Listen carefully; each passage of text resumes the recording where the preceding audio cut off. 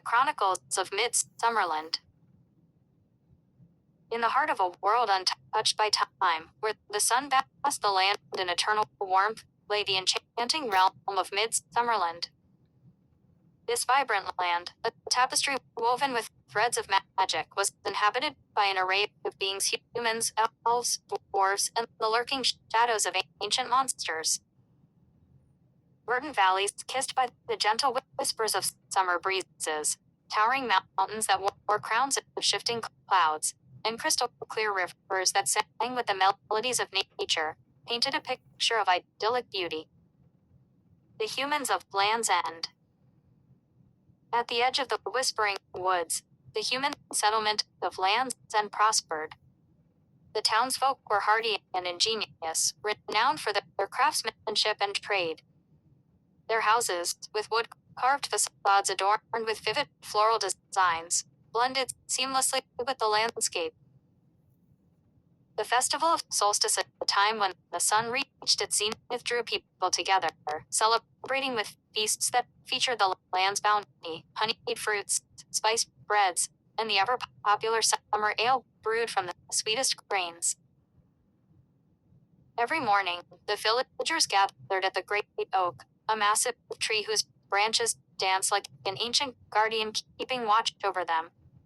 Here, they shared tales of adventure, lore, and the mysterious beings that roamed their lands. While the humans were practical and often grounded in reality, they could not deny the enchantment felt during the twilight hours, when the sky turned a canvas of fire and magic. The elves of the Silver Glade. Further within the whispering woods lay the realm of the elves, those ethereal guardians of the natural world. In the Silver Glade, dappled sunlight spilled through the leaves, casting patterns of silver and green on the forest floor. The elves' homes, artfully crafted from living trees, seemed to grow organically from the earth. Each dwelling sang with the harmony of nature, embraced by ivy and adorned with blooms that changed with the seasons. Elven culture thrived on knowledge and artistry. They were expert healers and skilled in the ancient magic of the natural world. The elder Eloria, with hair like spun, silver and eyes like emeralds, led the elves with gentle wisdom.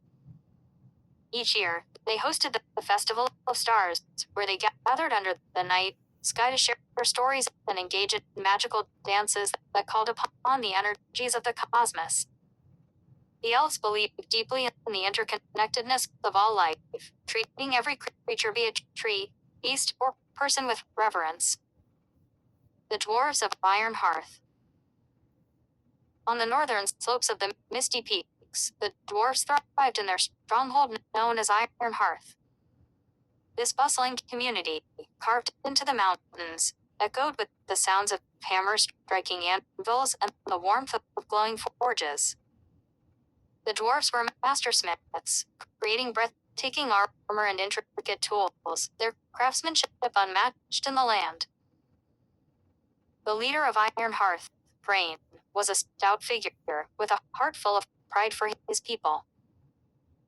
Though their lives were shaped by stone and metal, the dwarves welcomed visitors, sharing tales over hearty feasts brimming with stews and breads baked with grains milled from their own fields. The annual Stone and Forge Festival was a highlight, showcasing competitions of craftsmanship where the finest smiths unveiled their masterpieces. Shadows of Darkness. However, lurking in the shadows of this idyllic realm was an ancient evil known as the Shadow Worm, a monstrous serpent that prowled the darkest corners of the land. Legend spoke of its scales that shimmered like night itself, and eyes that burned with malice. Though the people of Midsummerland often shared stories of bravery against this beast, its attacks had grown more frequent, sending whispers of fear through marketplaces and gatherings.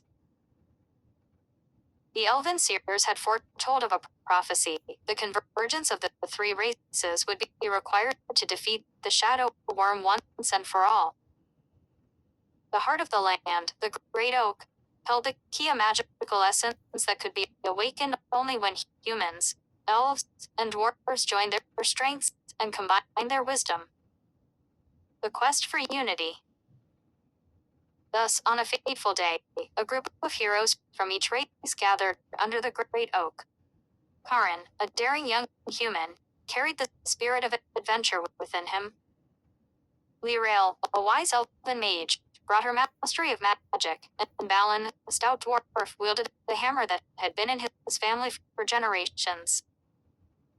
Together, they set forth on a quest to awaken the heart of the great oak, journeying to the depths of the whispering woods, through the treacherous misty peaks, and into the very lair of the shadow worm.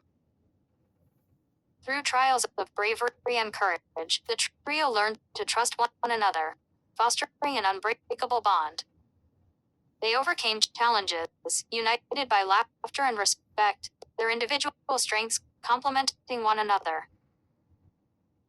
In the face of their greatest challenge, the confrontation with the shadow worm, they stood together, harnessing the combined magic of the elves, the strength of the dwarves, and the daring spirit of humans to finally unleash the power of the great oak.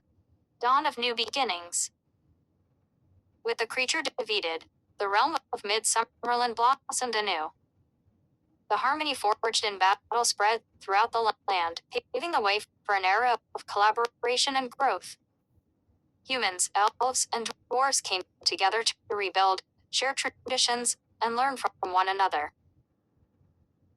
The Festival of Unity became a cherished tradition, celebrating not only the summer solstice, but also the bonds that had been formed.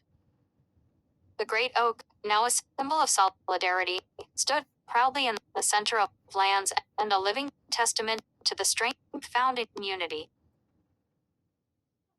In Midsummerland, beneath the twinkling stars, the laughter of children filled the air, mingling with the songs of the past, painting a vibrant future, a true testament to the resilience of those in this magical realm. And thus, the stories of heroes and the essence of unity dance through the ages, woven into the very fabric of this enchanted land.